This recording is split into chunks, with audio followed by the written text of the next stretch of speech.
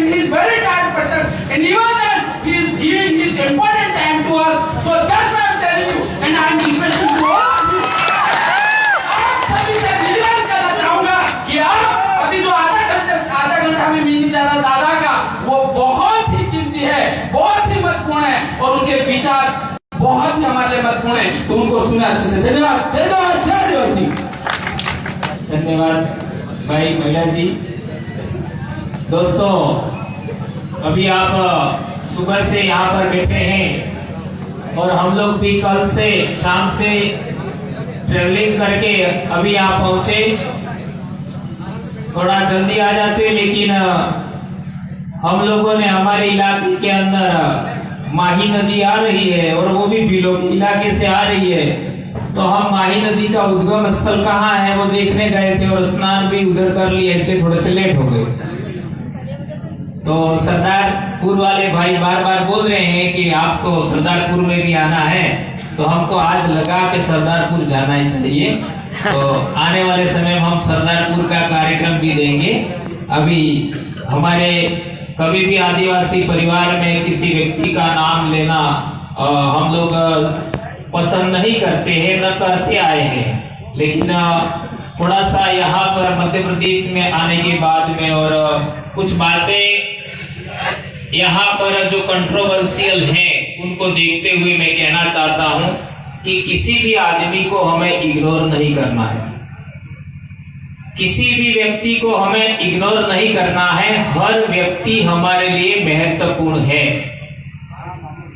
जो आदिवासी विचारधारा के लिए काम करता है, जो व्यक्ति आदिवासियों को जोड़ने के लिए काम करता है, जो इस प्रकृति संस्कृति को बचाना चाहता है, कुदरती संस्कृति को बचाना चाहता है और पूरे जीव जगत को बचाने वाली समाज व्यवस्था को बचाना चाहता है, हर एक आदमी का हमें सम्मान करना है। ये आपके बीच में कहना चाहता हूं।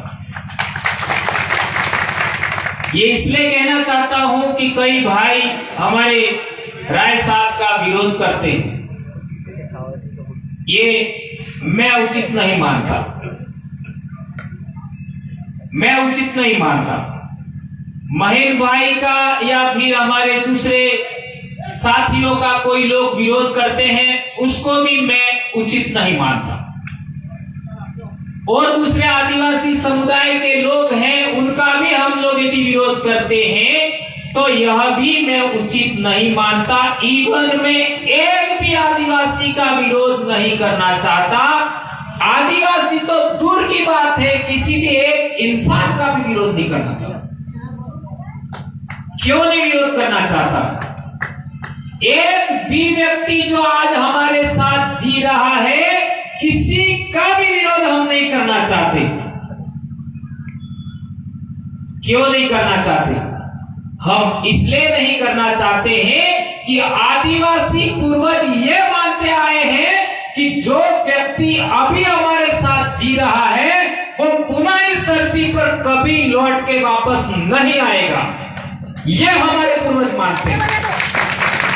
इसलिए हर एक व्यक्ति आज जो हमारे साथ जी रहा है, हर एक महत्वपूर्ण है, क्योंकि वो दोबारा इस धरती पर वापस नहीं आएगा। न महिला आएगी वापस, न पुरुष आएगा, न कोई जानवर हमारे साथ जी रहा है, वो भी वापस नहीं आएगा, लेकिन उसका डीएनए इस धरती पर जीवित रहेगा, इसकी गारंटी है। हजारों लाखों साल से हमारे पूर्वजों का डीएनए हमारे अंदर आज जिंदा है। इसी तरीके से अगली पीढ़ी में भी वो डीएनए जिंदा रहेगा, ये बात सच है। लेकिन हम वापस इस धरती पर नहीं आएंगे, ये हमारे पूर्वजों की मान्यता है और ये साइंटिफिकली आपका कुदरती तरीके से, वैज्ञानिक तरीके से प्रूव हो गया है। ये बात गलत नहीं है। जिन लोगों ने साइंस पढ़ा है, जो डॉक्टर इंजीनियर कर रहे हैं, उनको पता है। यहाँ पर हमारे 3 से 4 तो डॉक्टर बैठे हैं, मान्यवर कमल जी डॉक्टर साहब बैठे हैं, हमारे नेटोर साहब बड़े अधिकारी बैठे हैं और बहुत सारे भाई हमारे बीच बैठे हैं। जिन लोगों का स्टडी बहुत बढ़िया है, जिन लोगों का जानकारी बहुत अच्छा है, उन तमाम लोगों को मालूम है कि एक एक इंसान की कितनी वैल्यू है। अब दूसरा सवाल पैदा होता है, जो लोग हमारा विरोध करते हैं उनका क्या?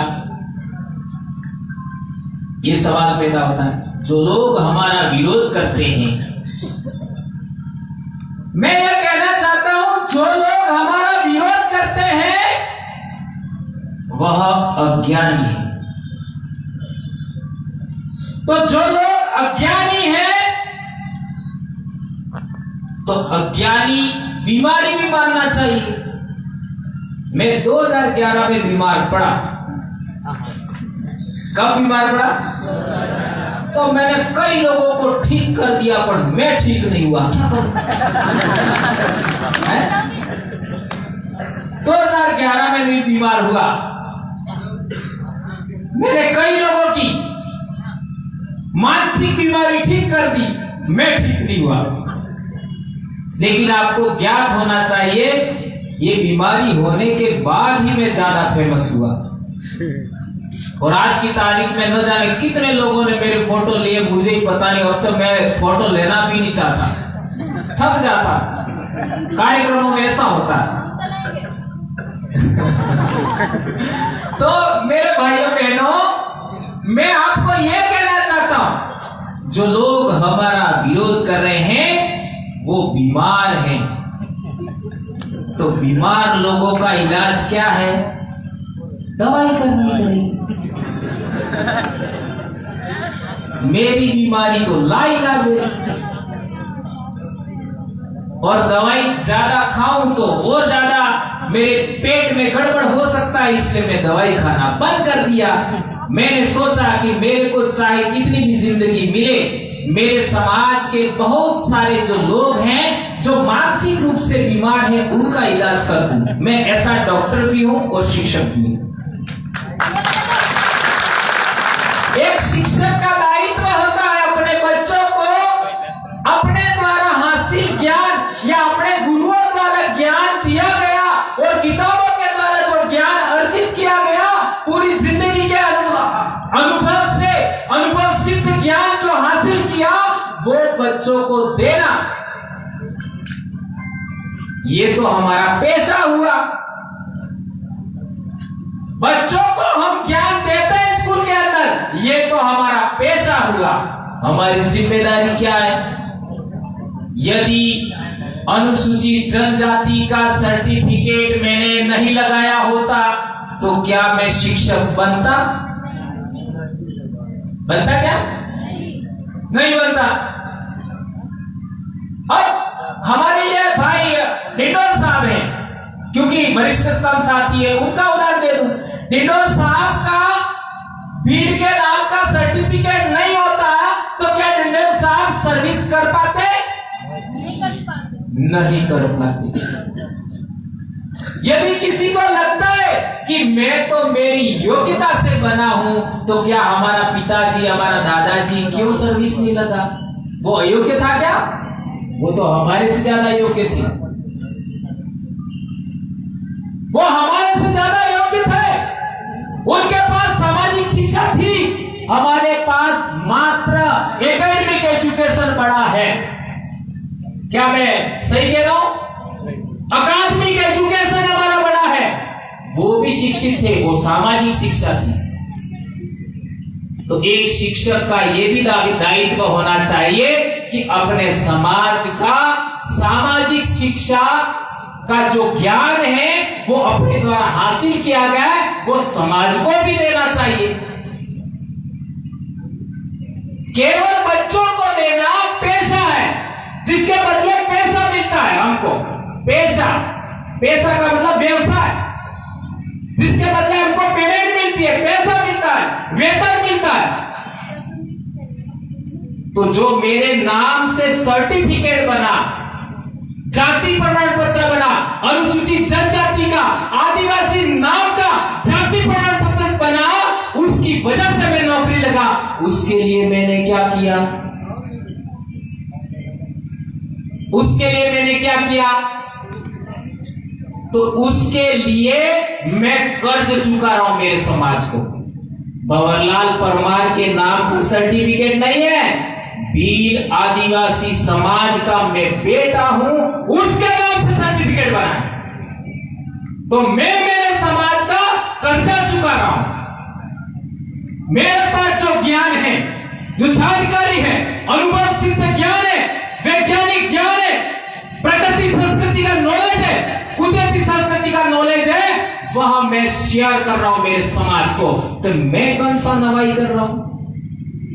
नवाई એટલે नवाई त्योहार भी रे, ऐसा नहीं कर रहा हूं भाई। लोकेश नवाई समझ में आप क्यों? क्योंकि उधर निवाड़ में थोड़ा सा हो सकता है डिफरेंट हो जाए,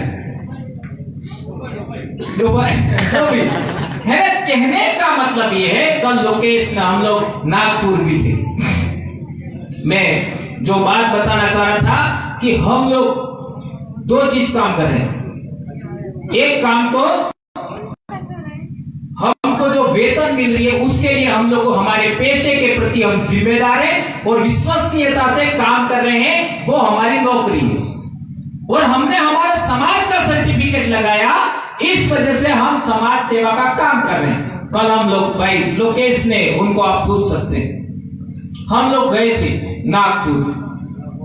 वहां थोड़ा सा कुछ बातें हम लोगों को, अब यहाँ मंच से बोलना तो अच्छा नहीं लगता है, लेकिन बहुत सारा समय बिगड़ गया, मैनेजमेंट समय का ठीक नहीं हो पाया और मंच संचालन भी थोड़ा सा आदिवासी परिवार अपना जैस का है, उस तरीके का क्वालिटी का मुझे तो ठीक नहीं लगा। इस वजह से टाइम मैनेजमेंट हुआ, बहुत सारे लोग नहीं बोल पाए। जिस तरीके से प्रचार हुआ कार्यक्रम का, उस तरीके से थोड़ा सा ठीक नहीं हुआ, ऐसा मुझे लगता है। क्योंकि कोई व्यक्ति इतना बाहर से आता है तो कम से कम आधा घंटा होना चाहिए ताकि अपनी बात कह सके। और बहुत अच्छा विषय था, उस विषय के बारे में वहां जो मैं नहीं बोल पाया, मैं यहां आपके बीच में रखना चाहता हूं। वो इसलिए रखना चाहता हूं कि वो बहुत महत्वपूर्ण बात है। कई लोग हमको कहते हैं आप भील के नाम पर मत बोलो, आप आदिवासी के नाम पर बोलो। आदिवासी सारे इंडिजिनस पीपल हैं, उनका एक समुच्चय नाम है। ऐसे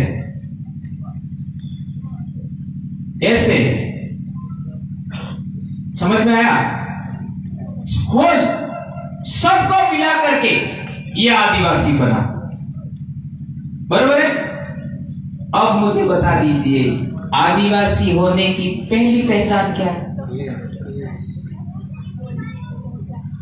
आदिवासी होने की पहली पहचान क्या है? बताइए आप में से कोई भी।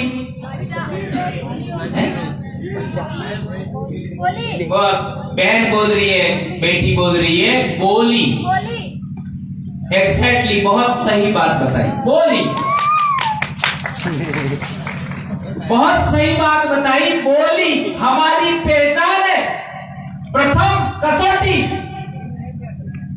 अब बताइए, आदिवासी बोली होती है क्या? आदिवासी बोलियां हो सकती है, बोली नहीं होती। राइट, ध्यान रखो। आदिवासी बोलियां हो सकती है, आदिवासी बोली नहीं होती। फकरा जी ये बहुत इंपॉर्टेंट बात कह रहा हूं। तो बोली कौन सी है? भीली। भीली बोली कौन सी है? भीली। भीली बोली में आदमी को क्या कहते हैं?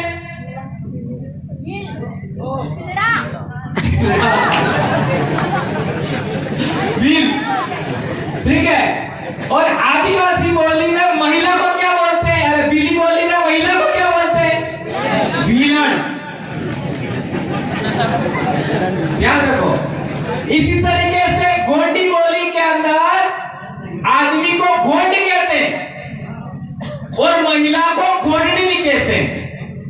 वो हमारे इंदौर वाले मैडम, अपने क्या नाम है, कार्तिक भाई, नहीं, वो दुर्वे मैडम, सुशीला मैडम लिखते हैं घोड़नी। सुशीला जी दुर्वे, मेरी जिंदगी में एक महिला मैंने इतनी साहसी देखी, मेरे से ज्यादा साहसी है वो महिला सुशीला जी दुर्वे। उनके लिए आज हमारे बीच में नहीं है, लेकिन आप उनका एक बार इनके साहस के लिए ताली बजा करके, बड़े साहस के साथ वो दिखते हैं अपने समाज के लिए, बोली के लिए, धर्म संस्कृति के लिए। और उन्होंने मेरे को सजेस्ट किया था 2013 में इंदौर में, पहली बार हम मिले थे, मेरे को सजेस्ट किया था, गोबर भाई आप लोग बहुत अच्छा बोलते हैं, लेकिन बोली पर और धर्म संस्कृति पर बोला करें, ये सजेशन उन्होंने दिया था। और इसको रिसर्च करके बोलते बहुत बड़ा जनजागरण हो गया, हम लोग बहुत बड़े संकट में भी आए। लेकिन वो सजेशन उस महिला ने दिया था, वो मेरे से साल भर 2 साल बड़े हो सकते हैं, लेकिन उन्होंने, वो बहुत साहसी महिला है। तो मैं कहना चाह रहा हूं कि बोली पूरे देश के अंदर, जिस बोली के अंदर आदमी को जो बोलते हैं वही उस कम्युनिटी की बोली का नाम है। ये बात हमको ध्यान रखना होगा। तो सबसे पहली कसौटी क्या है? बोली। उसी बोली के अंदर आदमी को जो कहते हैं वह कम्युनिटी नेम है। अब सवाल पैदा होता है आप लोगों के सामने कि कौन सा ऐसा समाज है जिसके अंदर पूजा का काम महिला भी कर सकती है, पुरुष भी कर सकता है? ऐसा कौन सा समाज है? पूरे देश के अंदर जितने भी आदिवासी समुदाय हैं, पूरे देश के अंदर सभी आदिवासी समुदाय के अंदर महिला भी पूजा कर सकती है, आदमी भी पूजा कर सकता है। ये केवल और केवल आदिवासी के समाज के अलावा किसी समाज में नहीं है। भाई हम लोग कल लोकेश भाई हम लोग बात कर रहे थे, हमारे पास ही हमारे आसाम के भाई बैठे थे, है ना? तो मैं ऐसा भी कहना चाहता हूं कि यदि उधर कभी पूजा पद्धति का अपन अध्ययन करना चाहें तो कल हमारी बात भी हुई है, हमें उस साथी को देखने के लिए जाना चाहिए। वहां पर पुरुषों का भी अलग पूजा विधान होता है, महिलाओं का भी अलग होता है। जहां महिलाओं का पूजा विधान होता है वहां पुरुष नहीं जा सकता, लेकिन आदमी का पूजा विधान होता है वहां महिला आ सकती है।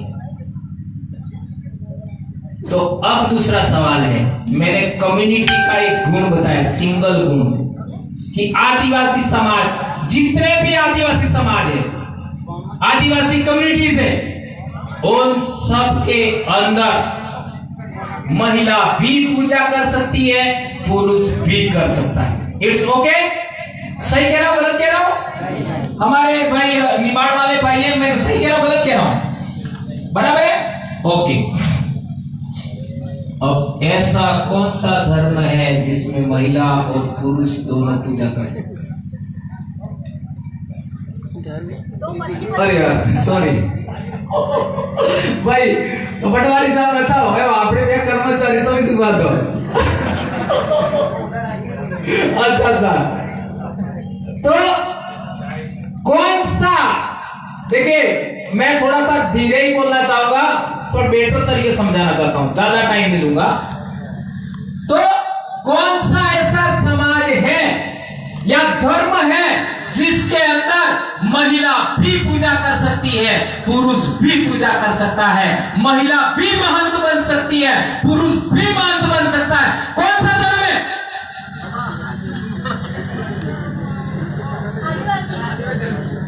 आदिवासी धर्म ऐसा बोल रहे। इसके अलावा जैन धर्मों में शादियां होती है, इसके अलावा है, इसके अलावा दूसरों में भी होता है, लेकिन महंत और पुजारी के रूप में शायद नहीं होता है। न क्रिश्चियन में होता है, न आपका क्या कहते हैं मुस्लिम में होता है, न यहूदी में होता है, और न ही हमारे देश में जो धर्म के नाम से प्रचारित किया गया। अभी भागवत साहब ने वो जो कौन सा कार्यक्रम था आपका विजयदशमी वाला, एक शब्द भी नहीं बोला, हमेशा सनातन सनातन सनातन सनातन, और सनातन बोल करके वो आदिवासियों के अंदर घुस जाते हैं। ये बात ध्यान रखना। उसके अंदर भी ऐसा नहीं है। अब बता दीजिए, प्रकृति मूलक और मानवता के लिए पूरे जीव जगत को बचाने लायक धर्म किसके पास है? किसके पास है? वो संस्कृति किसके पास है? केवल आदिवासी के पास में। चाहे वो गौंड हो, चाहे वो संथाल हो, चाहे वो भील हो, चाहे कोई भी हो।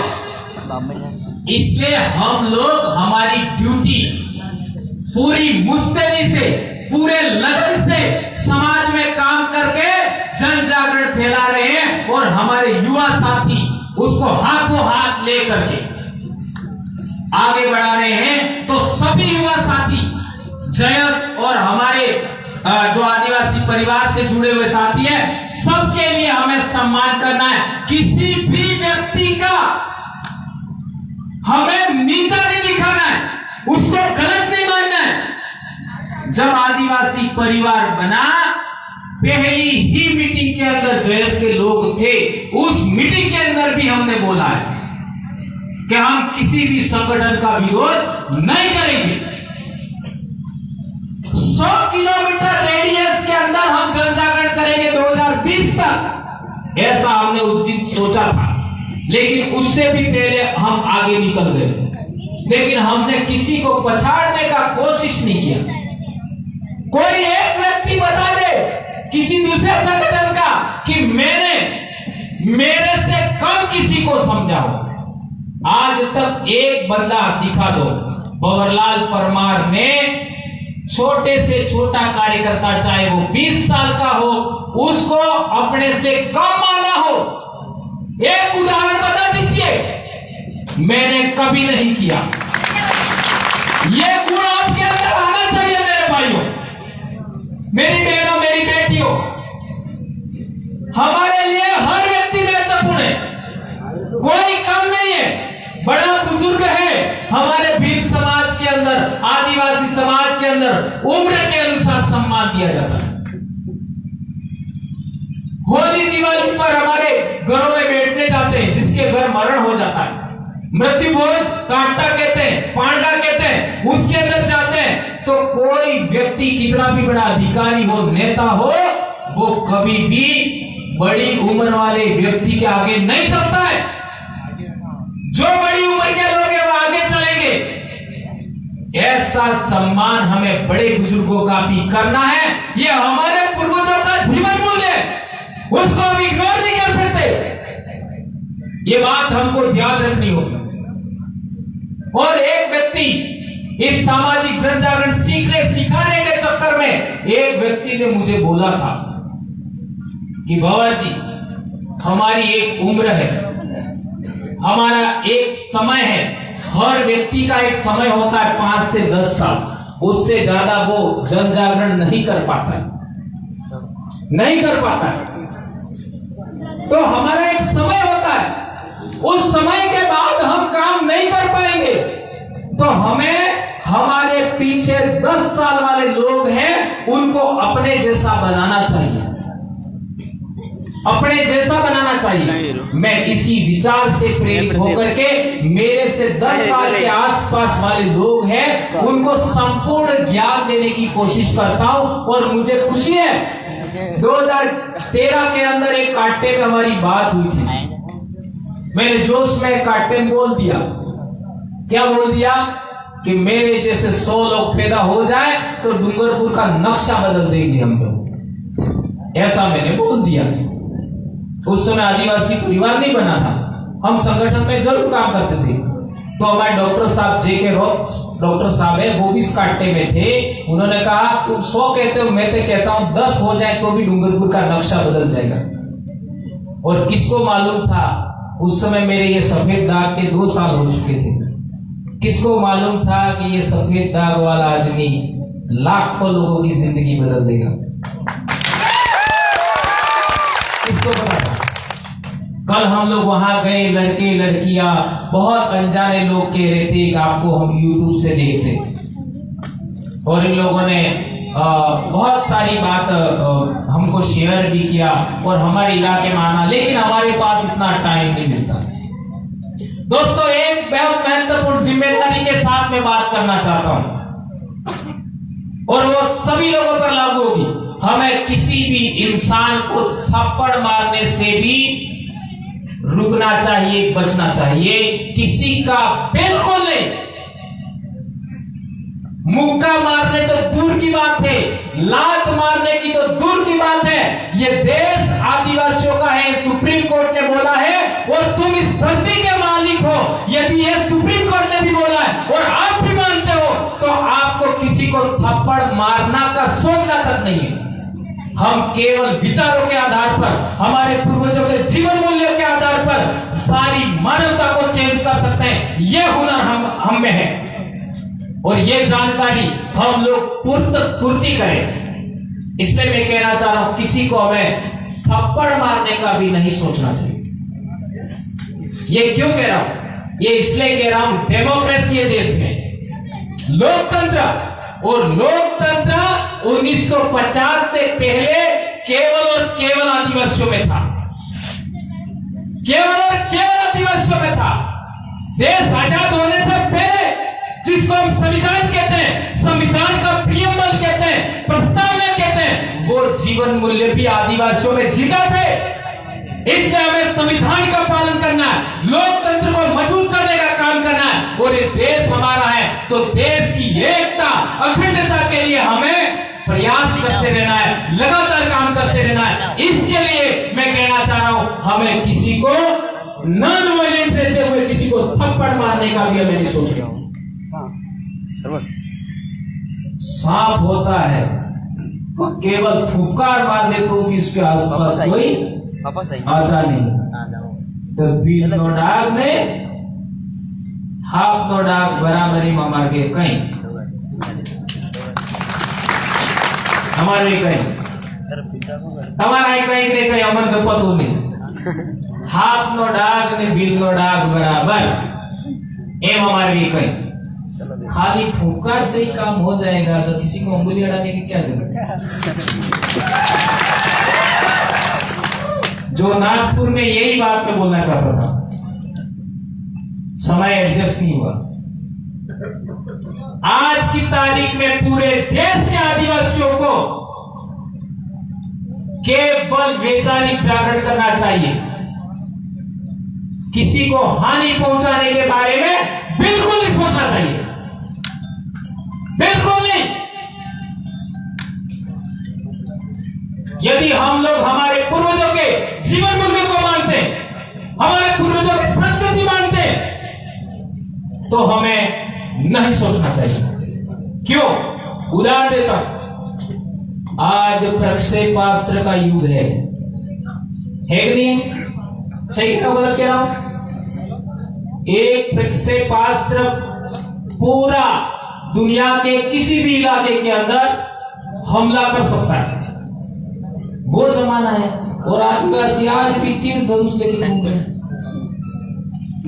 और तीर धनुष लगा हुआ होगा तो वो तो प्रक्षेपास्त्र से नहीं डरता है, ऐसा धैर्य दिखाता है।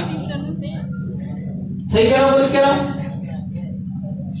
अब तीर के अंदर तीर है ही नहीं तो भी ऐसा मानता है, या धनुष और वो हो ना, तो वो प्रक्षेपास्त्र से भी इतना डेरिंग दिखाता है। सही है, गलत है? हमारे पूर्वजों ने कभी भी औजार या सुरक्षात्मक तीर धनुष है उससे आगे बढ़े ही नहीं। कभी बढ़े क्या? इसका कारण क्या है? यह कभी रिसर्च किया आपने? नहीं किया। हमारे पूर्वज अहिंसक थे, हमारे पूर्वज हिंसा में विश्वास नहीं करते थे, अहिंसक कौम थे। इसी वजह से हमारे पूर्वजों ने हथियारों का अपडेशन नहीं किया। बाबर 6000 सैनिक लेके आया, 1 लाख सेना राणा सांगा के पास था, हार गया। कारण क्या था? बारूद लेके आया था, बंदूक लेके आया था, तोप के गोले थे। और हमारे राजस्थान, मध्य प्रदेश और उत्तर प्रदेश, हरियाणा के राजपूत उस जमाने में 100 के करीब राजा थे खानवा के युद्ध में। वो समझ नहीं पाए ये क्या है, और बाबर जीत गया। ये टेक्नोलॉजी से लोग जीते। और आज इतनी जबरदस्त टेक्नोलॉजी होने के बावजूद भी हम लोग तीर धनुष से आगे नहीं बढ़ पा रहे हैं। उसका कारण क्या मालूम है आपको? ये केवल हमारी पहचान के लिए हम रखते हैं। आज भी किसी को हम हानि पहुंचाना नहीं चाहते। ये हमारे पूर्वजों का जीवन मूल्य है। पूरी दुनिया के अंदर मात्र और मात्र आदिवासी है जो अहिंसक कौम है, इसके अलावा कोई अहिंसक कौम नहीं है। ये बात आज आप यहां से लेके जाइए मेरे भाई। मन से भी हानि नहीं पहुंचाते। हमारे पूर्वजों के पास दुश्मन व्यक्ति जिसने हमारे बाप को भी मारा होगा, दादा को भी मारा होगा, हमारे राजा को भी मारा होगा, लेकिन शरण लेने के लिए हमारे पास आया, हमने उसकी रक्षा किया, हम बलिदान हो गए, लेकिन उसको हानि नहीं पहुंचाने दिया। इसके बहुत सारे इतिहास के अंदर रेफरेंस है। राणा पूजा भी इसमें आता है और बहुत सारे महापुरुष यहाँ पर का भी, मैं लेकिन उस पर अभी जाना नहीं चाहता। इसमें 2 बातें आपको विशेष करके याद रखनी है कि आदिवासी समाज है वो दुनिया का बेस्ट धार्मिक सोच, दार्शनिक सोच, नैतिक मूल्यों से प्रेरित है आदिवासी समाज। इसलिए उसको बचाने की जरूरत है, नंबर 1। और दूसरी बात, हमको किसी का भी नुकसान करने की सोच हमें नहीं कायम करनी चाहिए। अब दूसरा सवाल पैदा होता है कि हमारे इलाके में एक सांप होता है जिसका 2 तरफ मुंह होता है, ऐसा कहते हो आंधळू, बराबर है?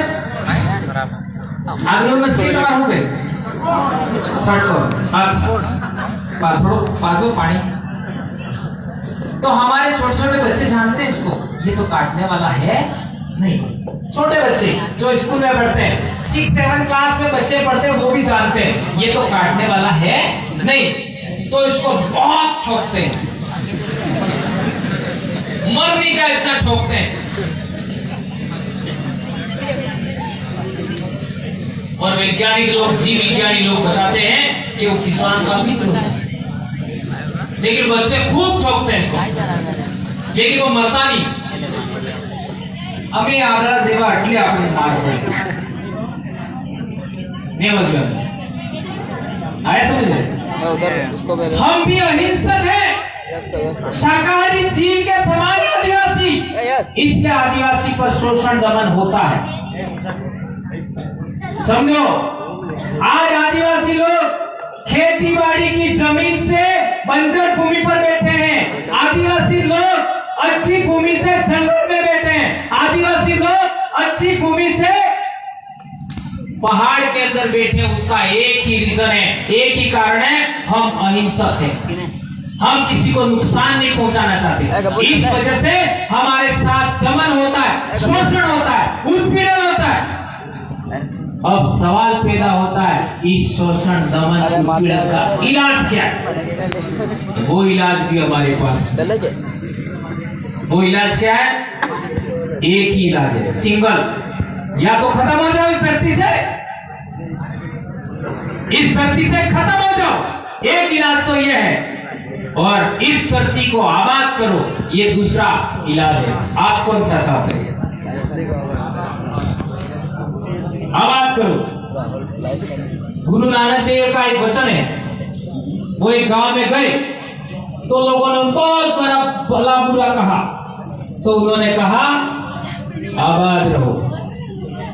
और एक गांव में उनका बहुत सम्मान हुआ तो उन्होंने कहा उजड़ जाओ।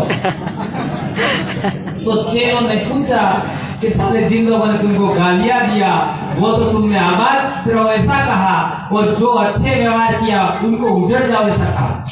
तो उन्होंने बताया उजड़ जाओ इसलिए कहा कि ये सज्जन लोग जहां भी जाएंगे वहां सज्जनता का प्रचार करेंगे, और इस पूरी दुनिया के अंदर पूरी दुर्जनता हार जाएगी और सज्जनता जीतेगी। तो आदिवासी जीवन मूल्यों से प्रेरित आदिवासी परिवार के बच्चे बच्चियां, जयस के बच्चे बच्चियां अपने विचारों से प्रेरित होकर के पूरे आदिवासी समाज के अंदर जाएंगे, तो ये तमाम प्रकार की दुर्जनता खत्म हो जाएगी और आदिवासी एकता प्रस्थापित हो जाएगी। आदिवासी एकता प्रस्थापित होने से हम लोगों का उत्पीड़न, दमन, शोषण समाप्त हो जाएगा। यह बात मैं कहना चाहता हूँ मेरे भाई। एकमात्र इलाज आदिवासी एकता के अलावा कोई इलाज नहीं। आदिवासी एकता के मार्ग में बहुत बड़ी बाधा है। क्या बाधा है? हाँ, धर्म और राजनीति क्रांति भाई बोला, बहुत बड़ी। आदिवासी एकता नहीं होने का एक बड़ा कारण उससे भी महत्वपूर्ण मैं बताना चाहता हूं। टाइम हो रहा है लेकिन दिन डूब जाए तो भी जाना मत। आज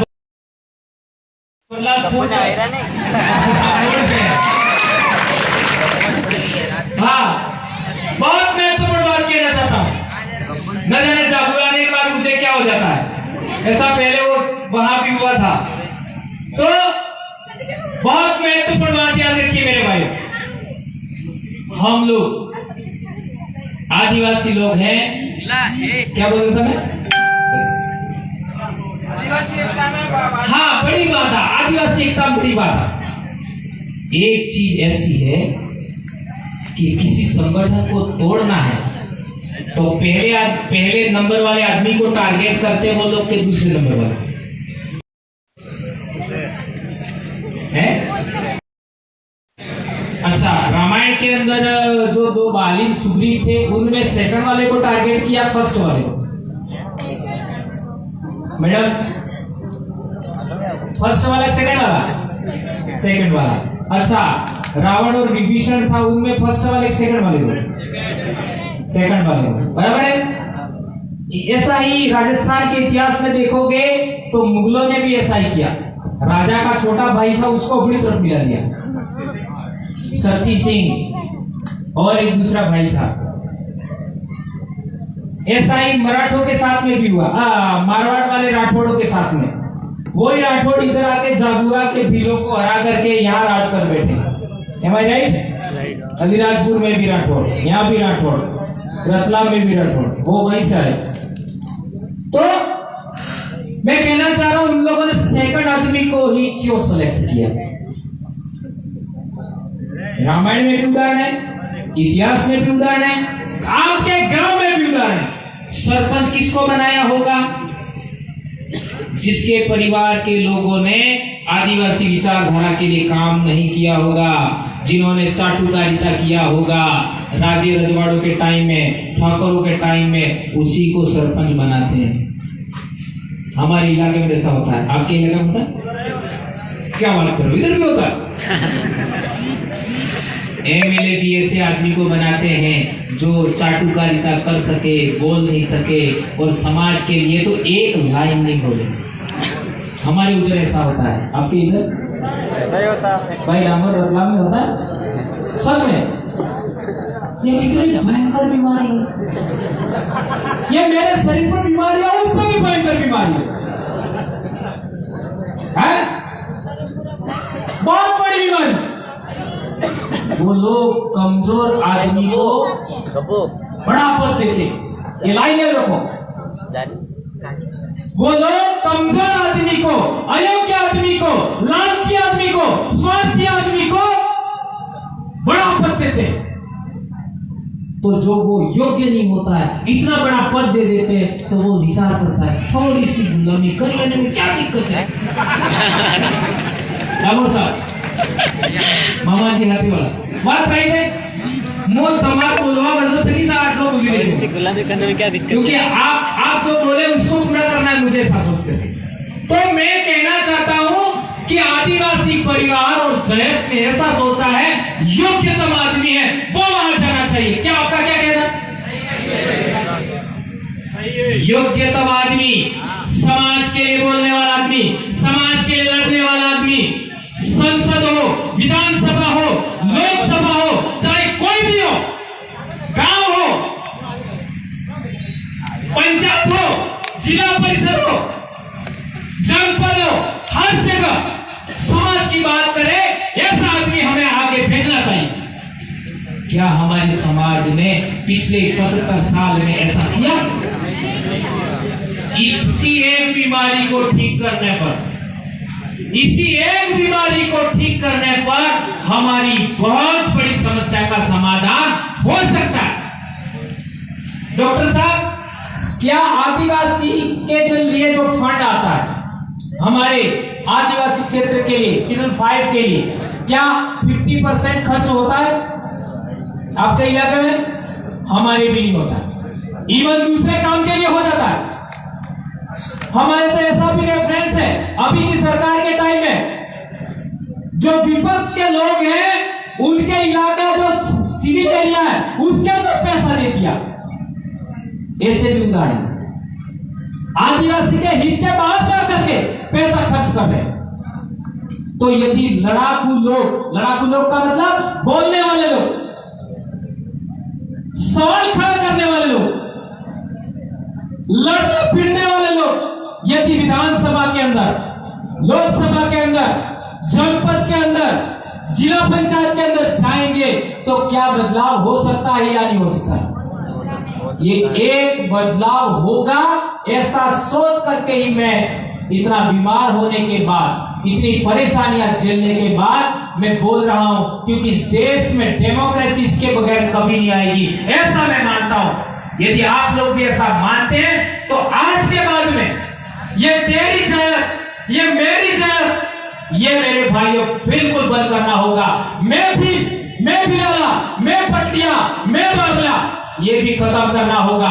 यदि खत्म नहीं करते हो तो 1931 का सेंसस एक बार पढ़ लेना, उसके अंदर साफ लिखा हुआ है ये भील वंश के सब ग्रुप हैं, ये लिखा हुआ है। हमें इस तरीके से लड़ना बिल्कुल नहीं चाहिए। ये मैंने नहीं लिखा है। 1931 में मेरा दादा था, मेरा दादा ने शादी भी नहीं की थी। मेरा दादा की शादी 1935 में हुई। ये मैं कहना चाहता हूं,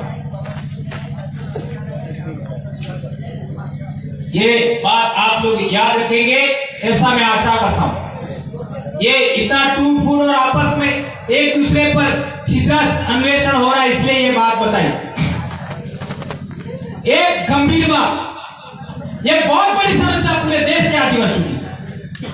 जब आदिवासी युवाओं की आशाओं का, ये लाइन याद रखो, जब आदिवासी युवाओं की आशाओं का, आकांक्षाओं का, इच्छाओं का पूर्ति नहीं होता। हम पिक्चर देखते थे छोटे थे 12वीं क्लास में, तो हम सोचते थे ये हीरोइन मेरी हो जाती तो ठीक है।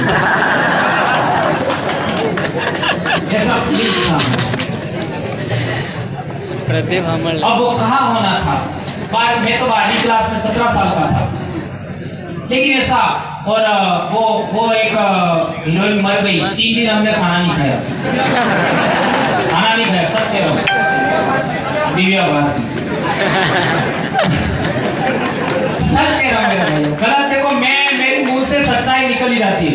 मैं यहाँ से बिल्कुल साफ हूँ, जिसको जो कहना है कहे, मुझे कोई प्रॉब्लम नहीं, मैं बात की अकेली सुनता हूँ। तो ऐसा फीलिंग्स आता है। तो ये उदाहरण इसलिए दिया मैंने, ये उदाहरण इसलिए दिया मैंने कि हमारे युवा बच्चे की ऐसी फीलिंग्स होती है, तो उन आशाओं को वो बच्चा पूरा नहीं कर पाता है, उन इच्छाओं को पूरा नहीं कर पाता है, उन आकांक्षाओं को पूरा नहीं कर पाता है, अपनी आवश्यकताओं को पूरा नहीं कर पाता है, तो उसके दिमाग में तनाव पैदा होता है। ध्यान रखिए, उसके दिमाग में तनाव पैदा होता है, और अपने तनाव को दूर करने के लिए वो बच्चा नशे का आदी हो जाता है। ध्यान रखो, अपनी इच्छाओं, आकांक्षाओं, इच्छाओं की पूर्ति नहीं होने पर बच्चे के दिमाग में, चाहे वो लड़का हो चाहे लड़की हो, उसके दिमाग में तनाव पैदा होता है और सबसे बड़ी बीमारी तनाव होता है। और उस तनाव की वजह से वो बच्चा नशे का आदी हो जाता है और नशे का आदी होकर के समय से पहले मर जाता है। क्या ऐसा पूरे देश के आदिवासी इलाके में हो रहा है? क्या बीमारी से ज्यादा लोग मर रहे हैं कि इस नशे की वजह से लोग मर रहे हैं? और नशा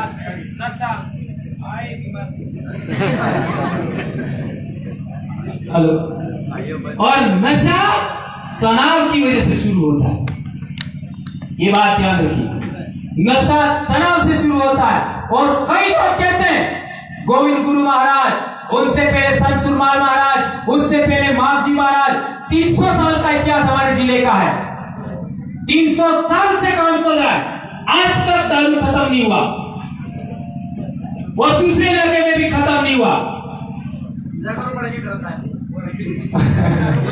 मैं यही बोलने वाला था, हमारी पूजा पद्धति का पार्ट भी है, लेकिन एक सीमा से ज्यादा इसको अंदर नहीं डालना चाहिए। हमारे पूर्वज खाना और पीना दोनों साथ करते थे। आज हमारे बच्चे तनावग्रस्त होकर के सुबह से नहीं खाना खाया तो भी पी जाते हैं। ये बहुत गलत है, इसलिए हमारा नुकसान हो रहा है। तो ये मैं कहना चाह रहा हूं, इसकी वजह से हमारा बहुत बड़ा हानि हो रहा है, उसको हमें जन जागरण करना चाहिए।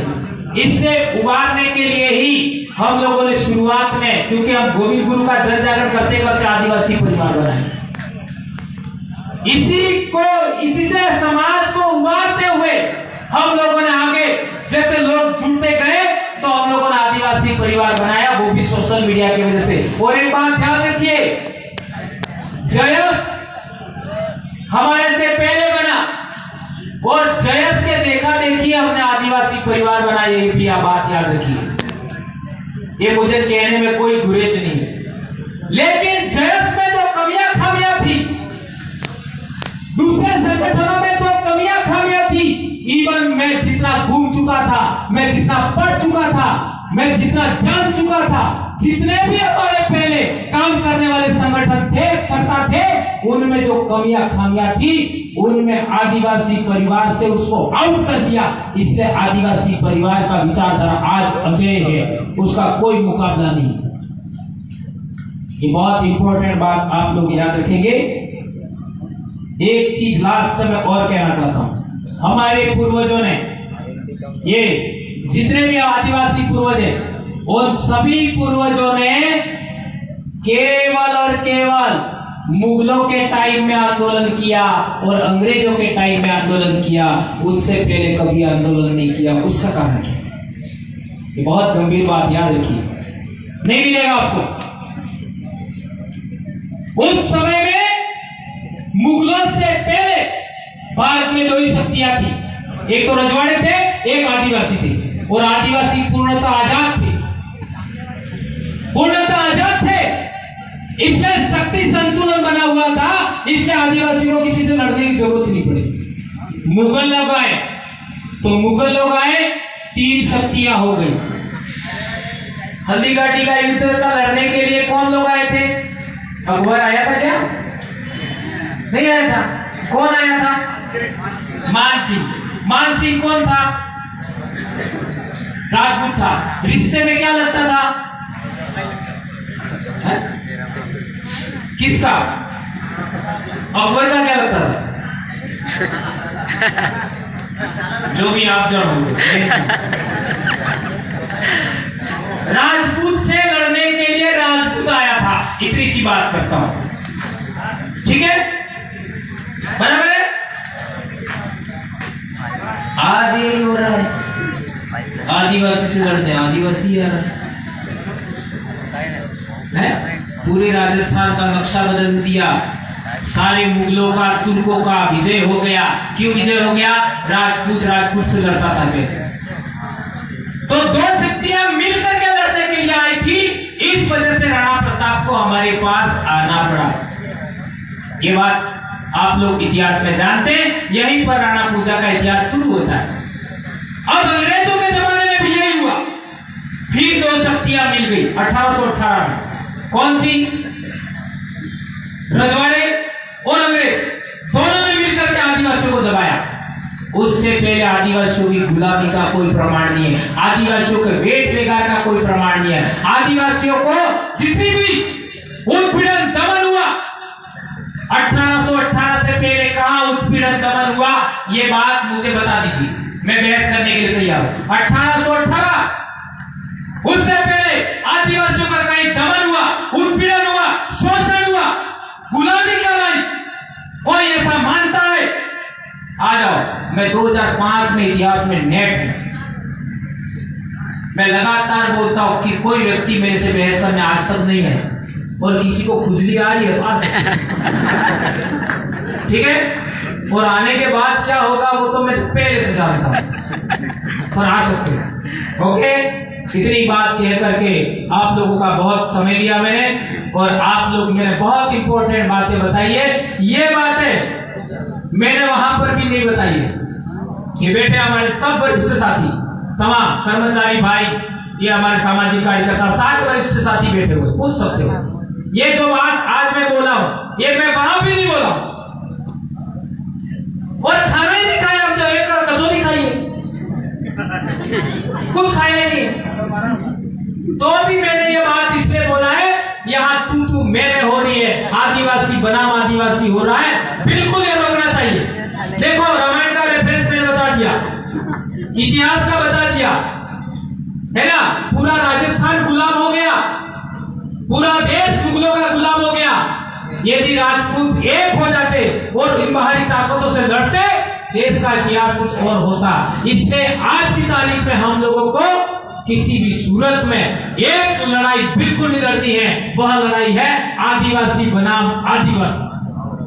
मेरे को आज की तारीख में लोगों ने परेशान किया, इसके बावजूद भी मैंने आदिवासी बनाम आदिवासी होने से हमारे कार्यकर्ताओं को सजेस्ट किया, और हमारे कार्यकर्ताओं ने इतना बेहतरीन, उस दिन ये रैली देख करके मेरे दिमाग में एक बात आया, मैं इन सभी लोगों के चरणों को नमन करता हूं आज भंवरलाल परमार। ये बात मेरे दिमाग में, ये फीलिंग्स आई, जो लोग उस दिन उस रैली के अंदर, बच्चा हो, बच्ची हो, महिला हो, चाहे बूढ़ा हो, चाहे सामाजिक कार्यकर्ता, मध्य प्रदेश, गुजरात, राजस्थान का कहीं का भी हो, उसके चरणों को मैं नमन करता हूं। ये फीलिंग्स मेरे दिमाग में आई थी।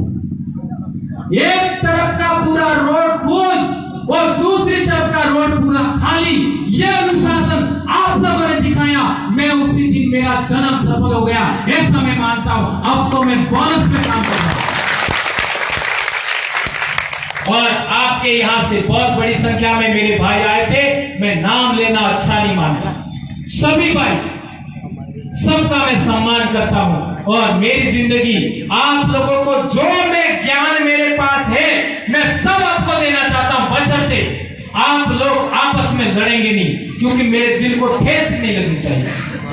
यदि मेरे दिल को ठेस लगेगी तो मैं दिल से जो बात कहना चाहता हूं वो आपको नहीं कह पाऊंगा।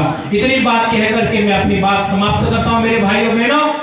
धन्यवाद। जय जोहार, जय आदिवासी, जय बिल्कुल।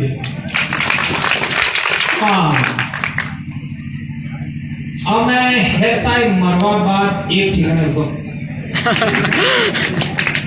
गणेश्वर ते हमारे आदिवासी परिवार वाले विचार की जो सीखते हैं सही आप गणेश्वर ते तमें आबा बोले त्यार ऐसा हम मरने के बाद गणेश्वर जाते,